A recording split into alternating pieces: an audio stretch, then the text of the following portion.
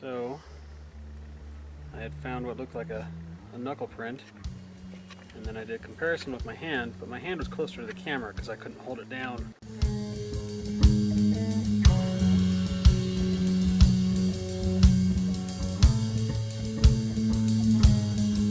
Still take a picture. So each one of these fingers is probably about that far apart. I couldn't do that.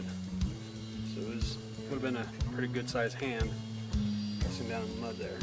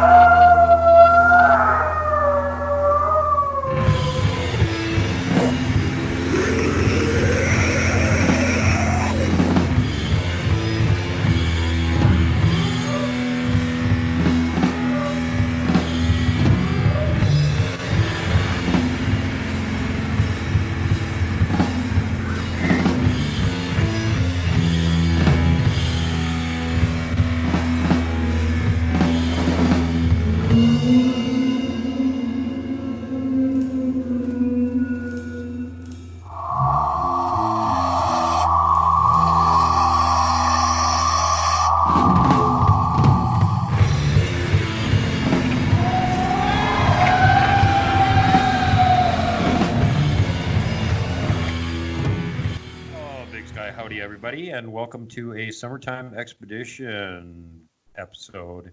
On this one, we're going to be talking about our recent trip to the ghost town of Coloma, nestled 5,800 feet on top of a mountain, same mountain that's got the ghost town of Garnett on it. And as many of you are aware, we were up there doing a simultaneous expedition with the good folks from Paranormal Portal, Brent Thomas and Don the Longbeard, and they had a whole bunch of people from their show that were all interested in being there, so they had a big team up there. And as for me, most of my team couldn't even make it, so I had only actually one team member, and then the new guy, Hawk, showed up, and one of the Paranormal Portal people was actually kind of a fan of both shows, so he just camped there the whole weekend. So anyway, with that, let me bring on this show's guest. You all know him, you love him. He's a superstar, famous around the world, Eminem. And of course, I'm talking about Michael Matt. Welcome to the show. Hey, how's it going, Duke? Good to have you on again, man. Yeah, well, it's a pleasure being here. I'm not much for talking myself, but no one's going to be able to understand and be part of the adventure if I don't come on here and help join. Yeah, you got to explain to everybody a little bit what happened while we were up there, and we, between the two of us, we shot a bunch of pictures and videos, so we got stuff we can show people. Mm-hmm. I still have to go back up there again because we tried to do a comparison shot of the rock mound peaker that Brent caught on camera last year that I did the breakdown on. And we had the cameraman and the people standing in as Bigfoot were in the wrong position. So it doesn't work as a comparison. So I got to go back up there with one other able-bodied person that's willing to go up there for an hour or two and try and shoot that. And so then have comparison video that we can actually compare height-wise and figure out, how big what was looking at him. Yeah. Yep. Just the preliminaries, even though that we were sort of in the wrong spot. It almost looks like if you were in the right spot and you're a human, you couldn't even be seen. You'd be too short. But I can't verify that until we actually get up there and do it. And really work it over, taking the original image and comparing when you're standing in the spot and the whole thing to make sure you're in the exact right spot. So it's, I've done a few of these before, and it's tough. You got to be within like a foot of where you were standing originally, and that isn't always easy to figure out where exactly that was. We've been having that problem with a Patty Canyon peaker from PC7, where we accidentally caught what we believe to be about a 12-foot Bigfoot just on a long pan. And then we went down to where we thought the shot was taken, and it took us several tries to figure out where it was exactly before we could I could get in the right place and we could get a comparison shot to look at. So it's not that easy to do. People think you can just like go, oh, la-di-da, hey, let's go to the exact same spot and take a picture. Well, where was the exact same spot? Well, Yeah, it really means exact same spot, like within a few inches, so. yeah, it's just like when they're trying to figure out how tall Patty was.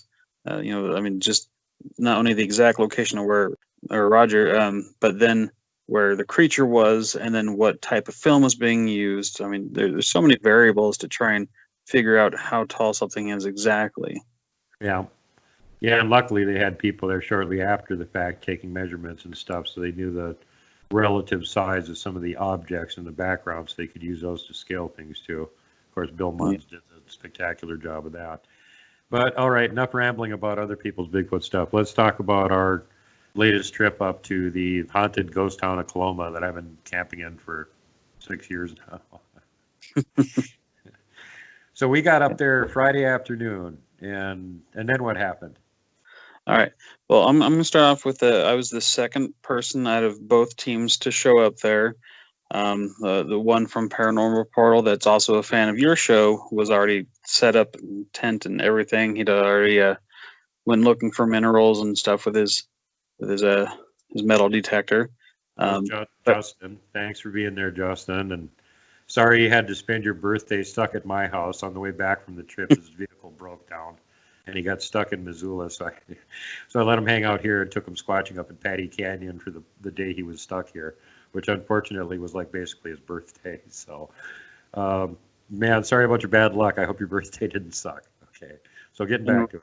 I say, well, and I'm grateful that he was there. He was a very, very kind person and very eager to hear what we had to share with him.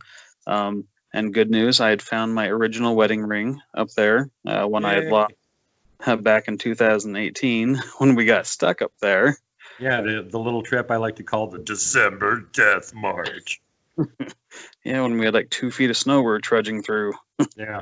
Oh, you mean like when the car got stuck and I was like walking down the mountain to get help at night by myself with no flashlight and a Bigfoot following me on my left-hand side? You mean that one? Yeah. The one, yeah. So I arrived. He'd already had his stuff set up, and I just parked, and we decided to go take a walk. I showed him the standing rocks on that one face of the mountain there, just to show him the view and how neat those stones are that are standing on their end.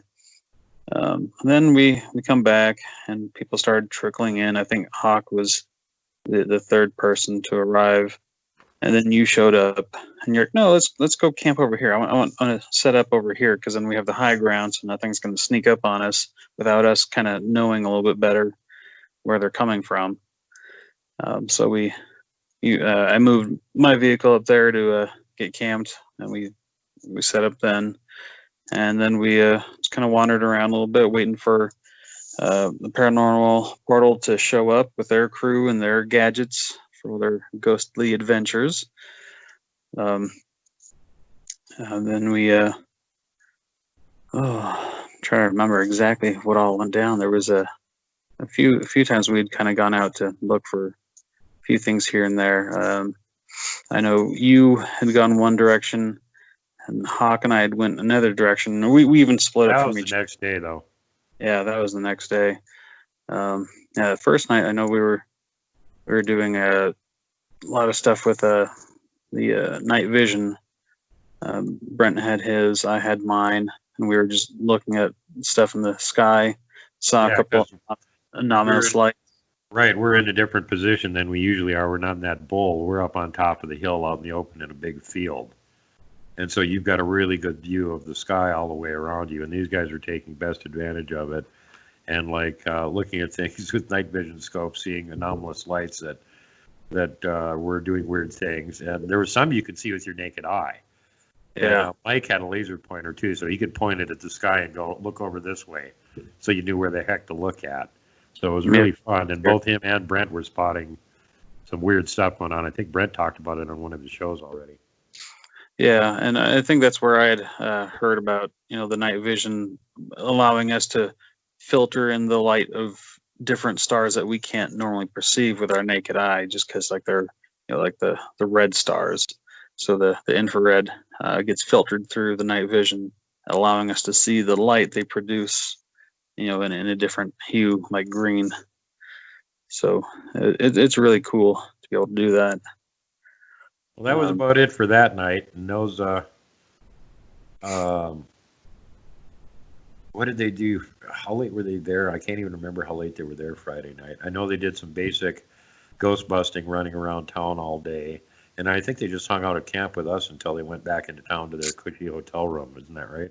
I want to say that was probably between like 1:30, 2 o'clock at night. And then they left to go back to their hotels back in Missoula.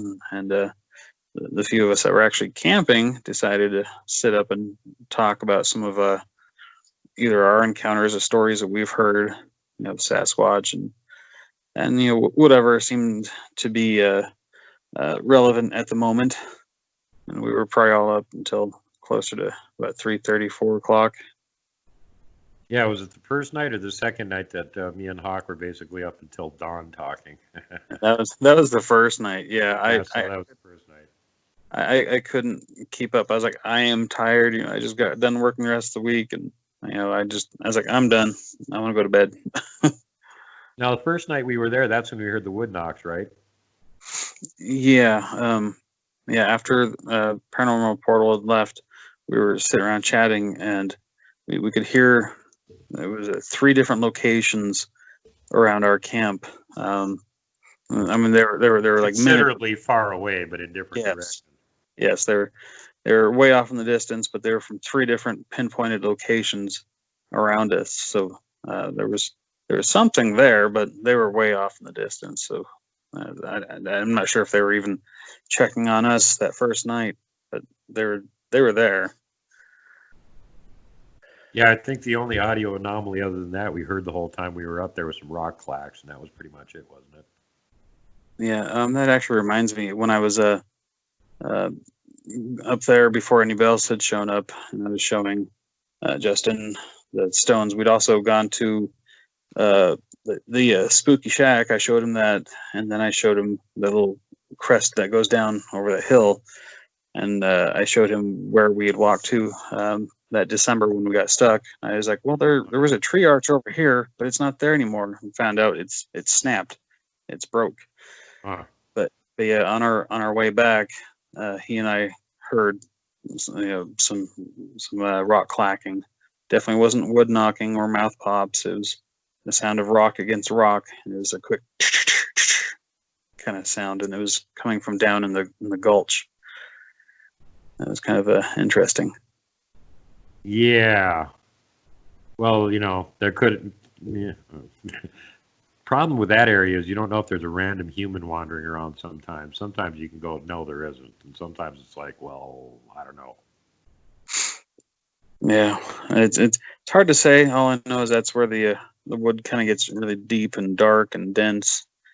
And still haven't gone down there to try and see what's down there, but I don't know. Don't want to slip and fall and break a neck or an ankle or something in the process, because it gets pretty steep. And you want to have one other person with you. I've been down to the base of the cliffside down below Coloma a couple times myself, and it's an effort walking around down there. It's a mess. Mm-hmm. Steep. Lots of tangled timber all over the place. So then the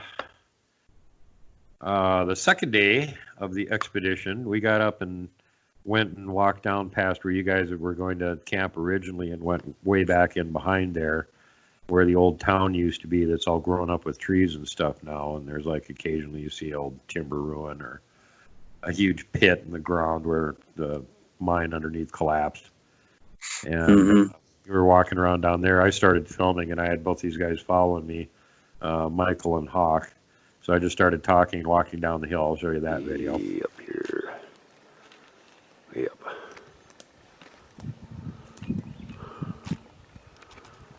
Just trotting around with one of the cameras, checking it out. Giving you guys some views of the area you usually don't get to see. And as you can see, this used to be town. Kind of grown up now.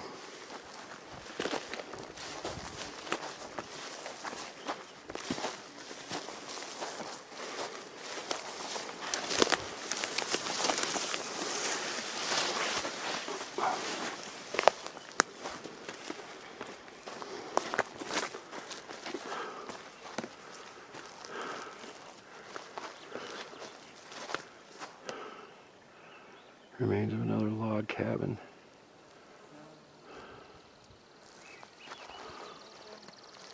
Let's walk over this way.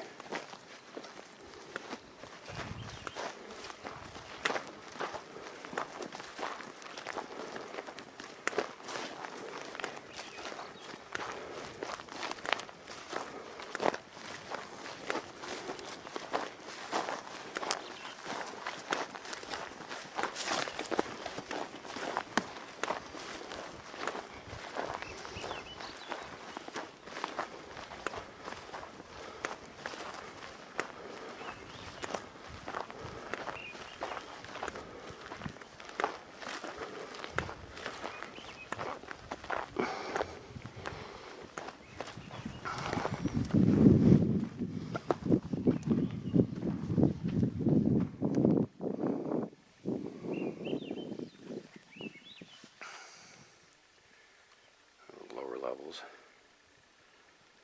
Monstrous stump.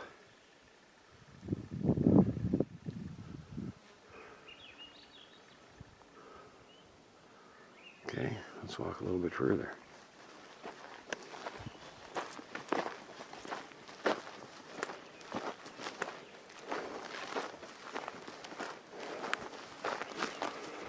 This would be the north side of the ghost town here. It's sort of sloping toward the edge of the cliff.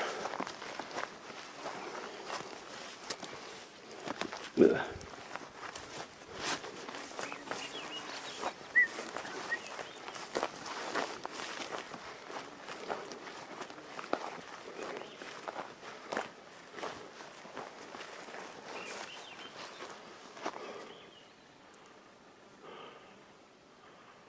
Okay.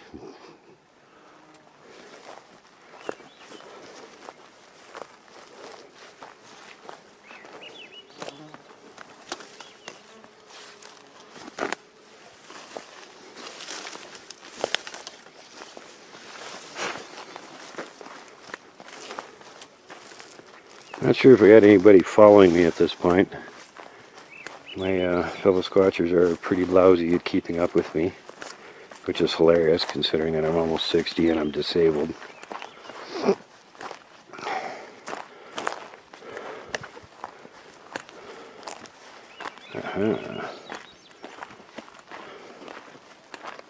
do we got here? And this is some sort of little access, connects to another one going up that way. Alright, well, I'm just going to kind of cut her off here. See the valley over there? We'll get some more shots of that today. We're going to go further up the mountain where we're pretty suspicious. There's some structures and probably tracks to look at. We head over there. So that's where we're going now. We'll see you when we get there.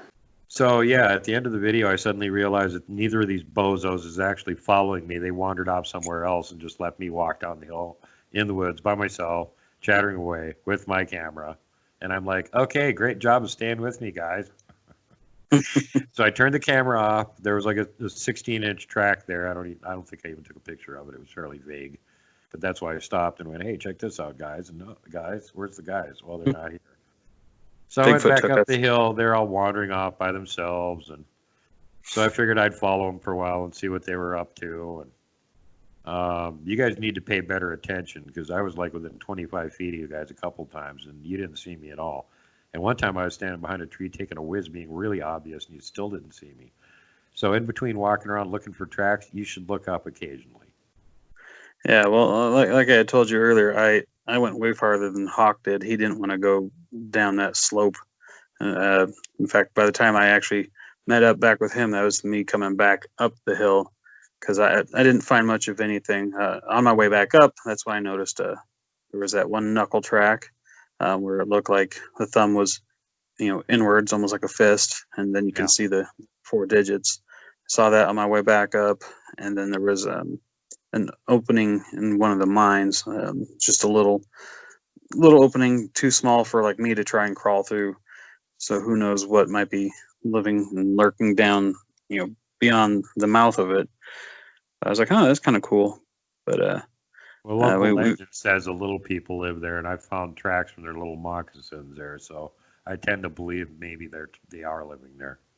And that would have been a perfect habitat. I mean, it's out of sight. You have to wrestle your way through the brush just to get to it, and it's too small for a grown man to get into. So I mean, why not? But just the size for them, though. Yeah.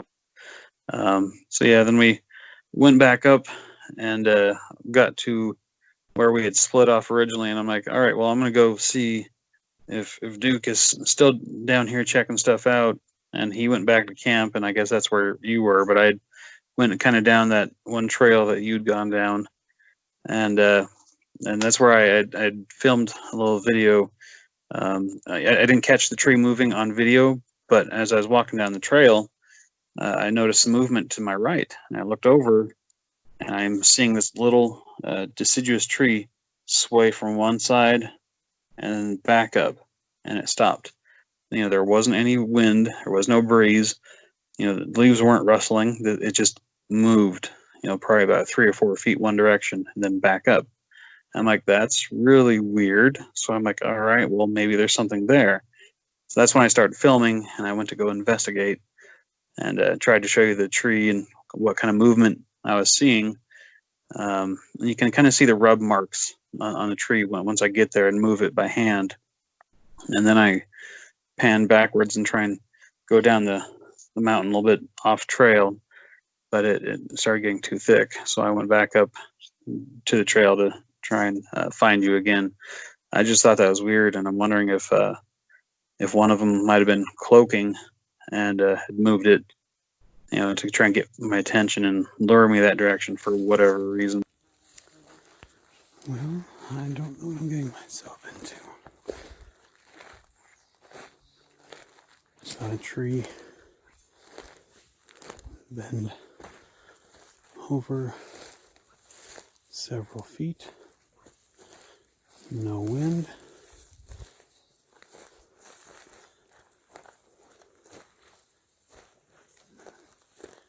It was that one.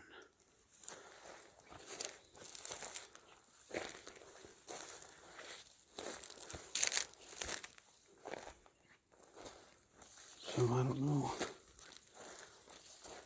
what might come through here.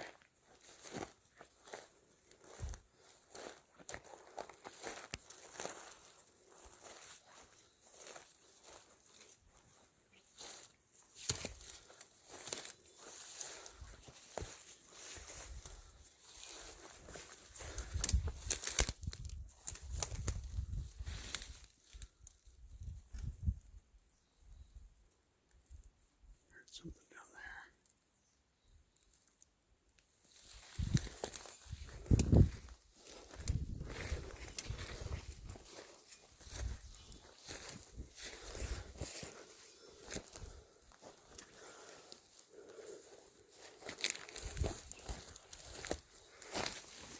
Bear with me, because it's not the easiest to get through.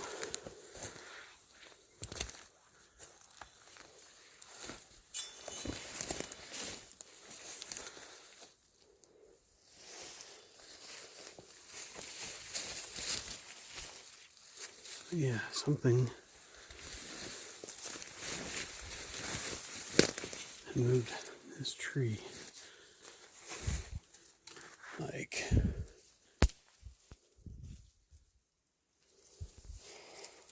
that.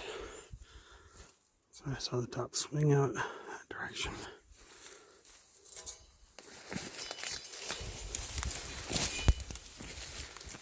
and I heard something down here as I was filming.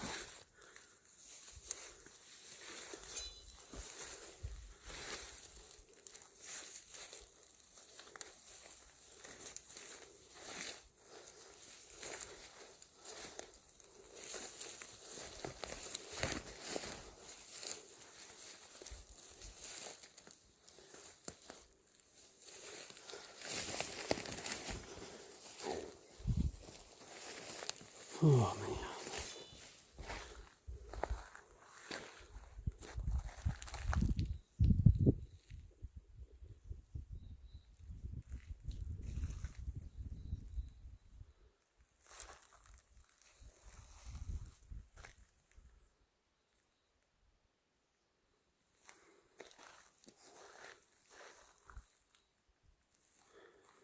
All right, well, I'm gonna turn it off.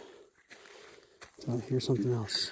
But it was just the most bizarre thing because there wasn't any, shuffling of like animals rustling through the underbrush trying to escape. There was no deer. There was nothing there, but that tree moved. It was just the weirdest thing.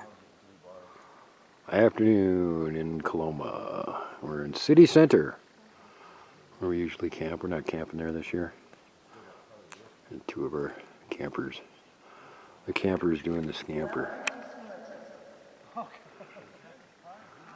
And you probably heard the weird noise in the background.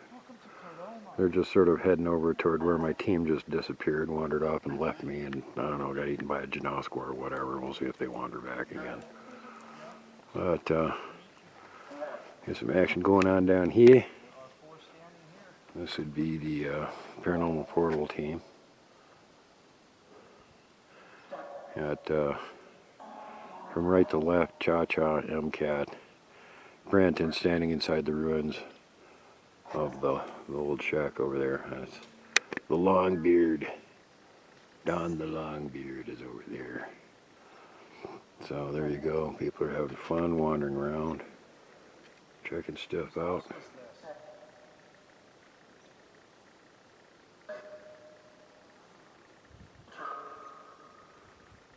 Setting up their technical equipment so they can talk to ghostesses. I'm just going to kind of hang around here for a little while until my quote-unquote team that doesn't know how to stay together wanders back here. So let's go see what these guys are up to here.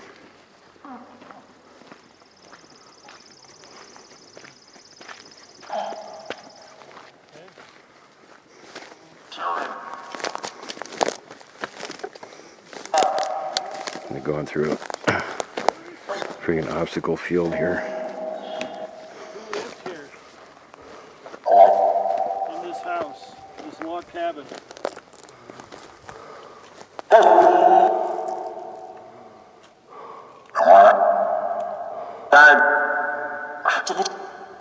David? Is there a David?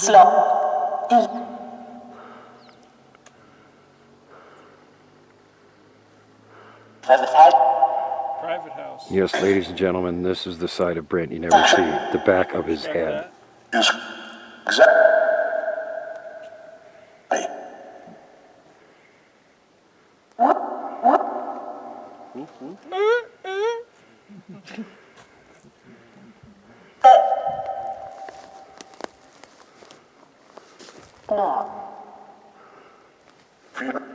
Okay.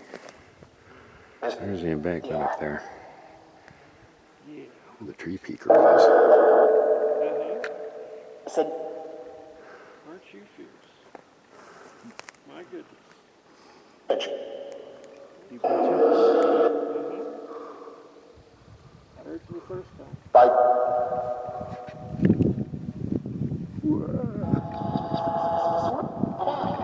Wow. You just stabilize this thing. Anyway, there's another quick look around. Downtown Coloma. I was up there the month before with Sunny, who was on episode 32 of my show. She was down here visiting the southern U.S. and went camping for a few days.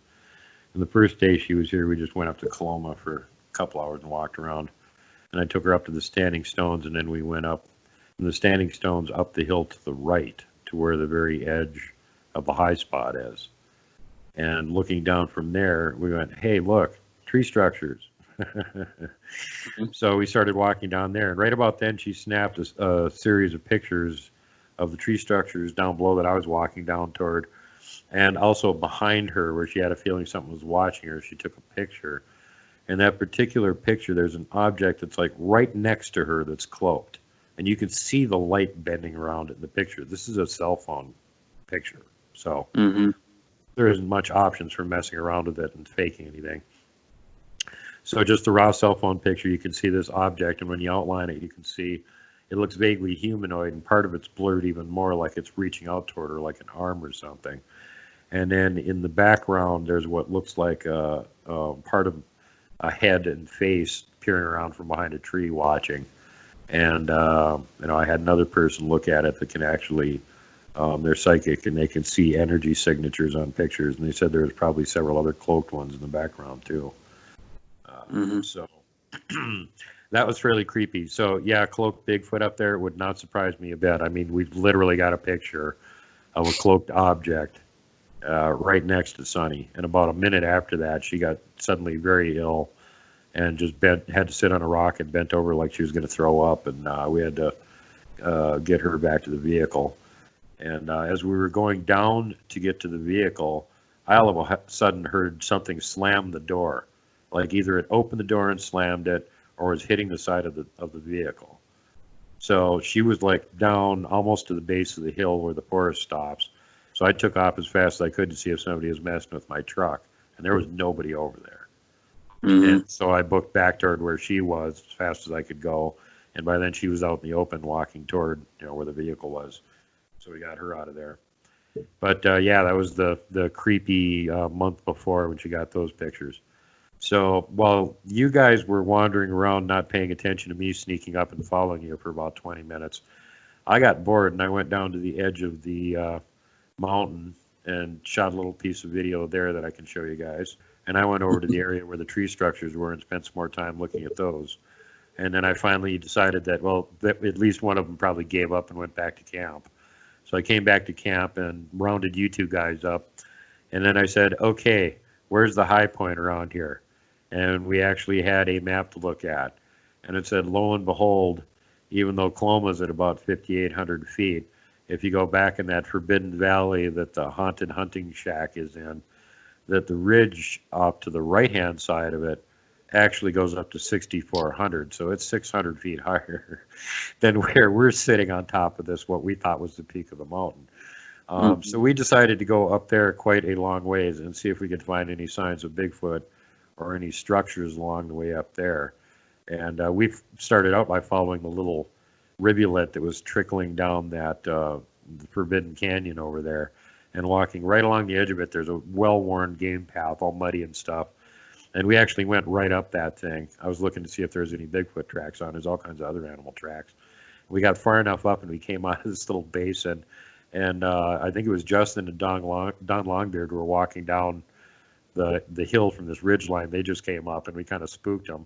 They thought we were Bigfoot or something because they could hear us. And then all of a sudden we popped up, oh, hey guys, and then kind of disappeared. And then we came out on the front of the ridge itself and just climbed straight up. There really isn't any trail. So we just kind of went, well, straight up then. And yeah, this is one of those hills where if you're standing up, you can reach out and touch the hillside without leaning over to do it. So we went, 400 feet of that? We went up to 6,200 feet. We were getting pretty near the top. We took video and stuff on the way up. And when we got up to where we were going to, we took a break, filmed a little bit there. And then, well, we hadn't seen any signs of Bigfoot or anything. We found a really nice house for a little person up there. That was kind of creepy looking.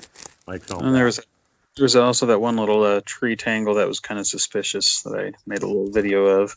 But other than that, yeah, I didn't see any tracks or much for tree structures or anything. And all right, so we got this one somehow growing this direction and around this tree, and that one. This tree is right there, and that one's around there. Just kind of Hold on, let me get the demonstration on camera here. Okay, go. All right. So I had found what looked like a knuckle print, and then I did a comparison with my hand, but my hand was closer to the camera because I couldn't hold it down, still take a picture. So each one of these fingers was probably about that far apart. I couldn't do that. So would have been a pretty good sized hand pressing down in the mud there. Okay. Until we were coming back down, on the way back down, I found a partial footprint, just the front part squished into the moss where it had been going uphill apparently. And interestingly enough, that was at right about 6K. And the rule of thumb out here in this area is that, you know, Bigfoot do their movements vertically. That's how they migrate. During the summer, they go up higher. During the winter, they go down lower, but they prefer lower montane between about 4,000 and 6,000. So here it is, lo and behold, the first time on the way down, we find a sign of anything, it's at 6,000. And even though it was just like the ball of the foot, it was still at least like 10 inches across. Yeah, it was bigger, pretty big. Split laid out hand, and so it was still a good size. So yeah, that was the only thing I found that was worth a darn on that trip.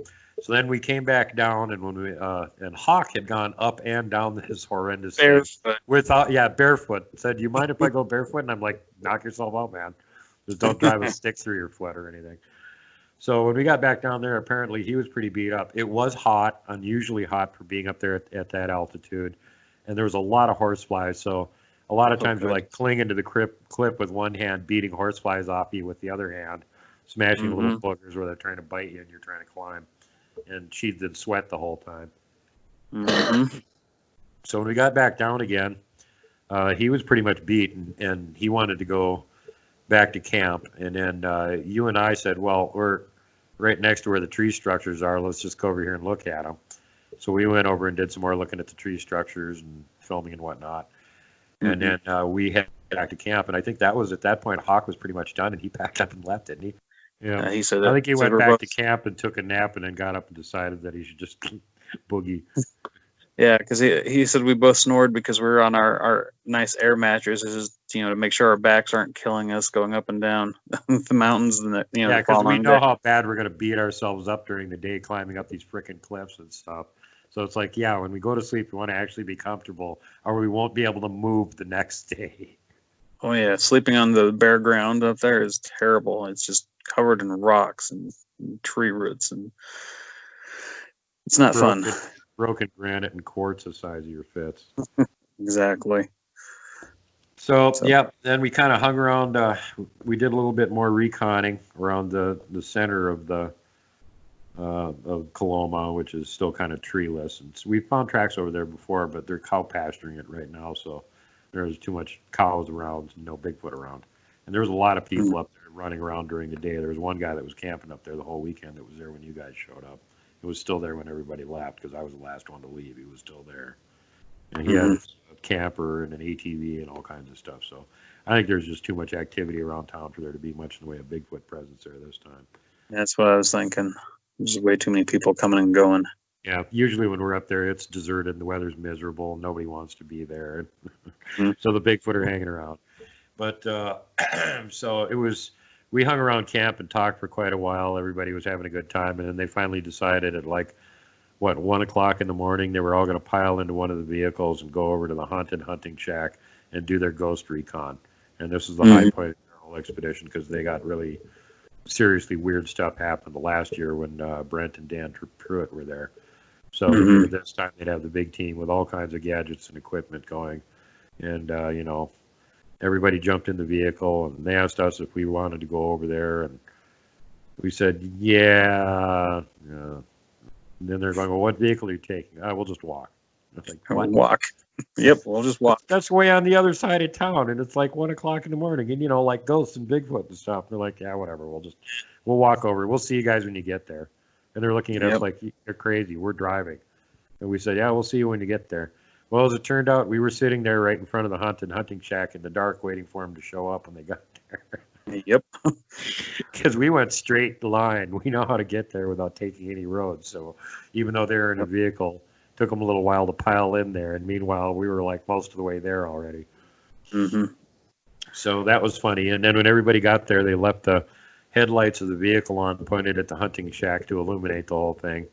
And everybody piled in there with all their gadgets. From outside, it looked like the inside of a NASA control room or something.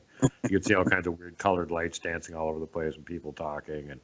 And there, the ghost portal making all kinds of weird sounds and occasionally vocals and voices, it sounded like. There's a couple times they heard something from outside the building, and Brent said, man, Matt is just fearless. As soon as we heard something outside the building, he was running outside to see what it was. Well, sometimes I like to think of myself as a kind of a sentry guardian, where it's like, okay, if there's danger, I usually have a machete or a katana while I'm out there. I'm a big guy, and I'm usually quick thinking when stuff is happening. So I'm like, all right, I might as well be the one to address any danger if there is any.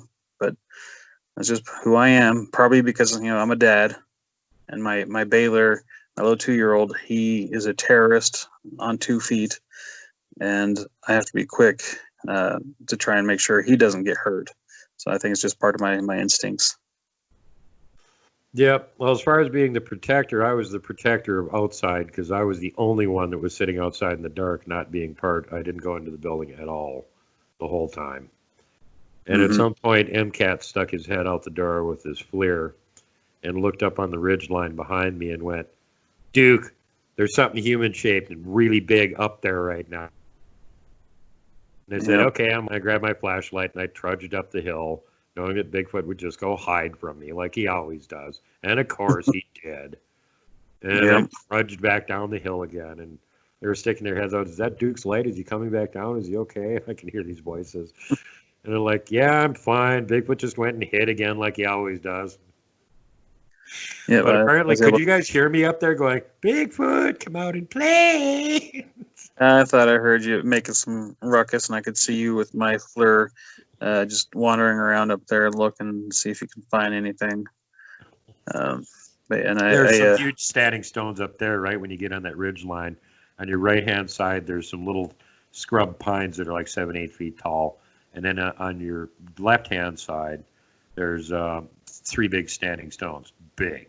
And I looked at them, and I'm just like, okay, my intuition is telling me that Bigfoot is standing right behind one of those suckers.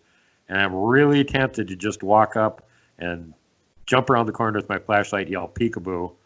But there's nobody here to film me getting swatted 30 feet through the air, so it's not worth doing. Well, I might have caught, your heat signature flying through the colder air. You never know. Yeah, but you're not filming with that thing, so that would be worthless. If I'm going to get swatted by a Bigfoot, I want it on video. So I decided that, simple logic and common self-preservation being the better part of valor, that I would just actually walk back down the hill again, since Bigfoot didn't seem to want to come out and play, and I wasn't going to go running after him. But so yeah, that was it. I mean, for the rest of the ghost side of the whole thing, you'll have to wait until Brent puts out the video on their investigation they did inside the haunted shack there. I mean, Mike, if you want to bring up anything about it, you were in there. Well, when I was in there, like I said, I had my FLIR attached to my phone, and I was filming that, and I sent that to Brent. So that's why I want him to get on his side of the story. That way we can get some of that footage for the crowd. So there's a person up there, and he's looking at. Yeah, but he wasn't there earlier. He was sitting here when we were seeing something up there. He just went up there now, guys. Because whatever that looked like a person is still there. I think it's a bush, though. Let's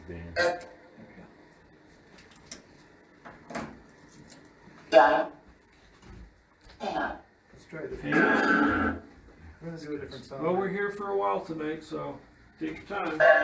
This is a different sound bank now, so what we're hearing is going to be changing, but it's still built on the same idea. Yes, better. That's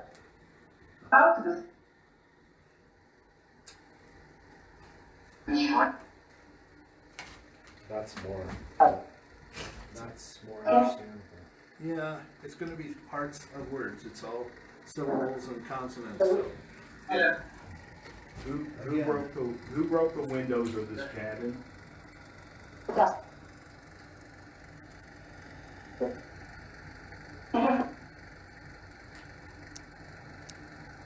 you set it back down?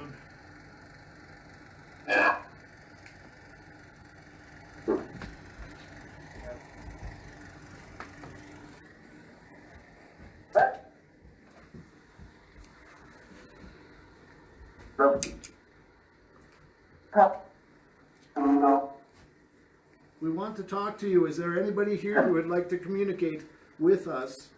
Do you see us here in your cabin? I do not.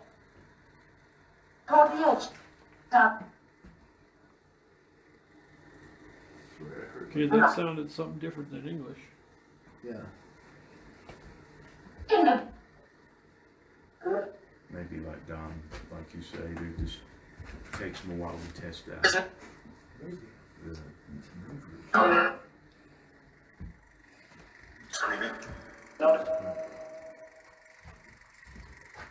Give them more room to make noise.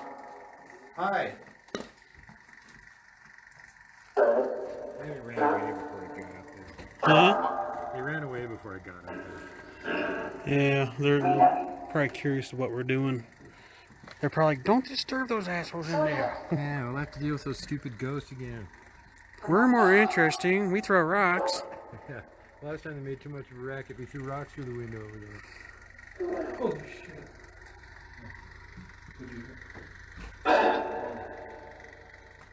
How many spirits? Somebody threw rocks through the window. How many spirits are here? No, I want to record this. Where did that bowl of water come from? It was here. I moved it. Why was there a bowl of water in here? Possibly a leak. It does look wet up there. Yeah, but so somebody came in here and put a bowl under it to sort of... But when I was standing there, I leaned in. I'm like, is it just me, or does anyone else kind of feel lightheaded and dizzy? And Don was like, well, just let us know. You know, just keep seeing if you feel anything, if there's any changes. But yeah, just let us know if you feel any changes like that, because that could be, you know, sensitivity to what we're trying to talk to. And it only happened for the first 10, 15 seconds after they had started the box. And then it kind of went away. But I just kind of filmed a little bit inside the cabin. I was filming Brent trying to speak to the spirit or make communication with whoever might have been in there. Asked a few questions. It got kind of weird. It sounded like it was trying to play a song from what was it? Was it Flash Gordon? I think. Yeah, it sounded like it was trying to play a song from. It was the Flash Gordon song. But then when I had finally left the shack and was out there hanging out with you, and we were checking stuff out, it sounded like something was trying to growl through the speaker box. At least that's what it sounded like to me. So yeah, it just kind of got weird, and then it kind of tapered off.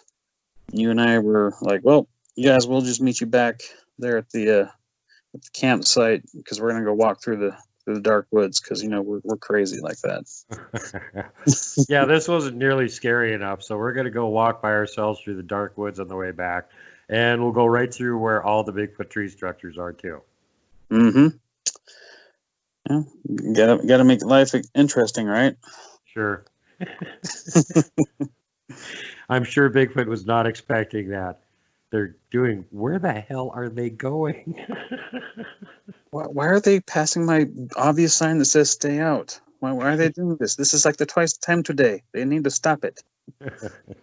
Yeah, that area over there, all those structures are really old. So I doubt if it has a whole lot of interest to them at this point. They haven't upkept anything over there. You can tell everything that's over there has been there a long time. Mm-hmm.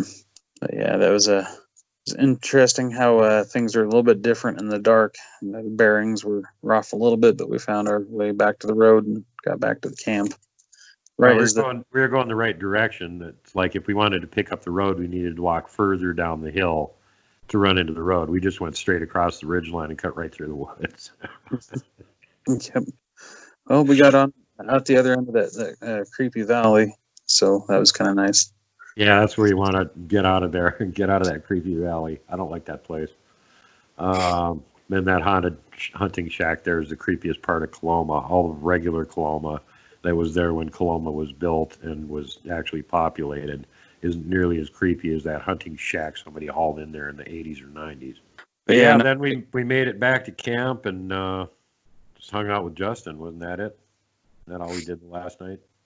Yep, pretty much. And stayed up till 3 or 4 in the morning. Yep. Yep.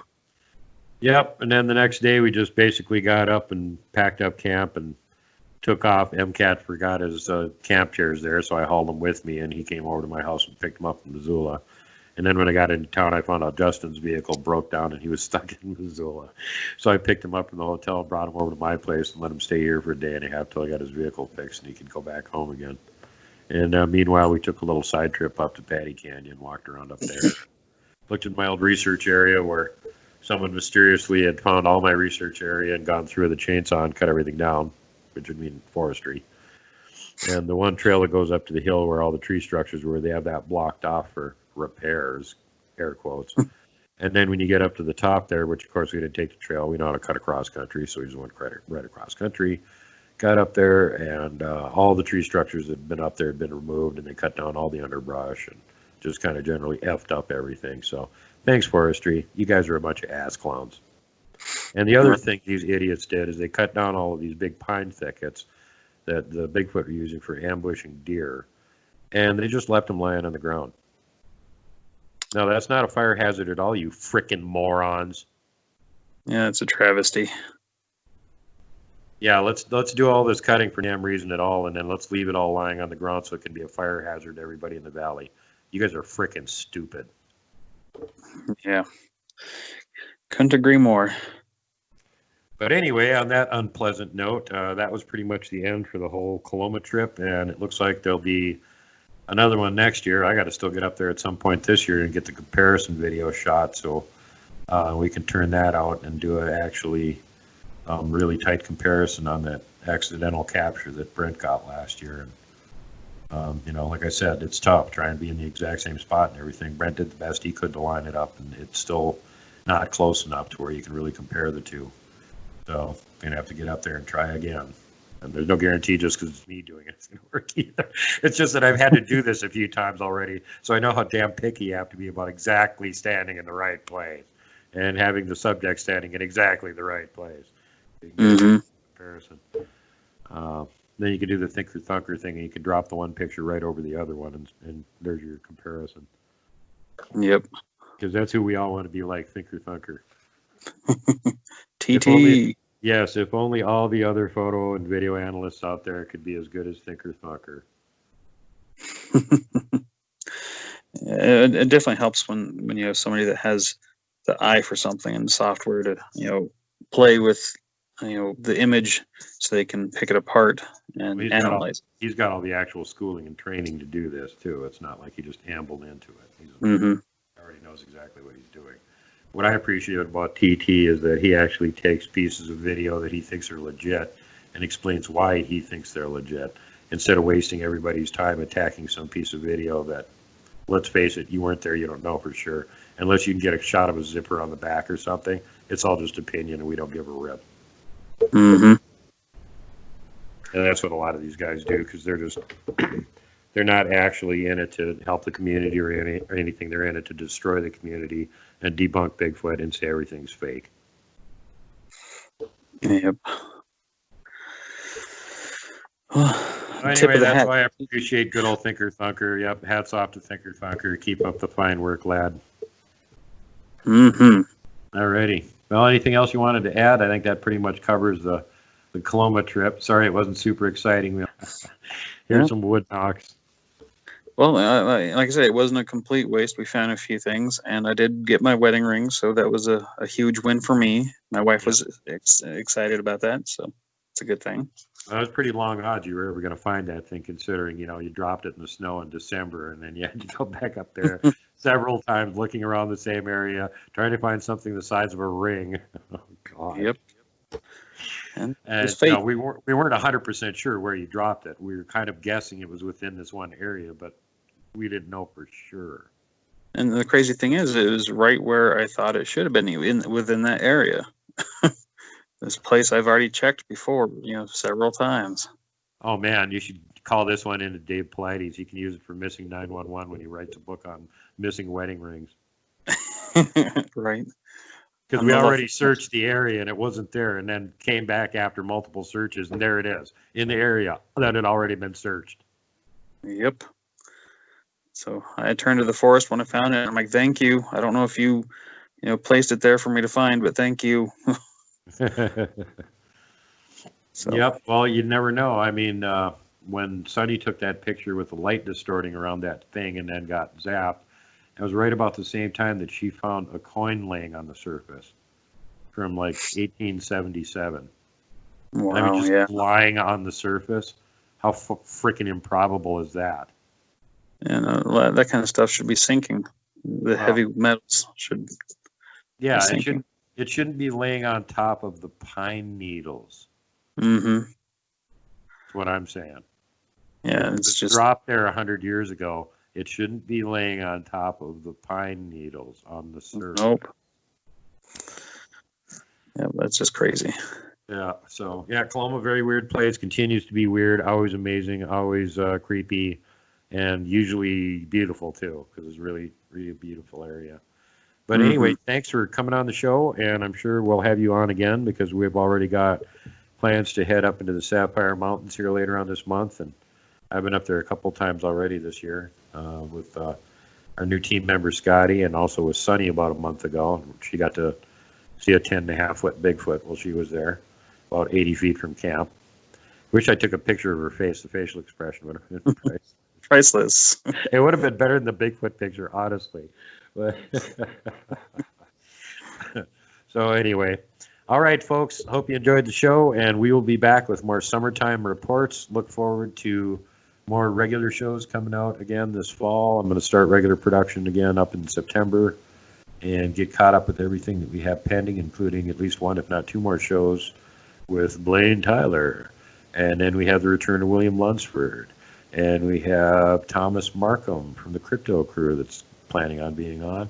And several other mystery awesome guests that you guys will totally dig when they come on the show.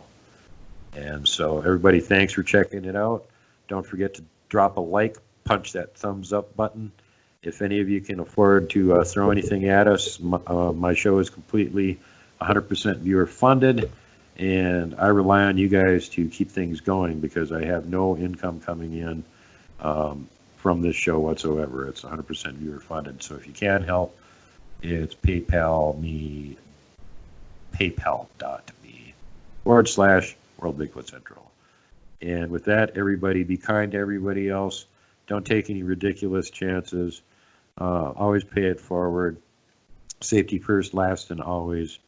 And do not hug the Wookiee. Night, everybody.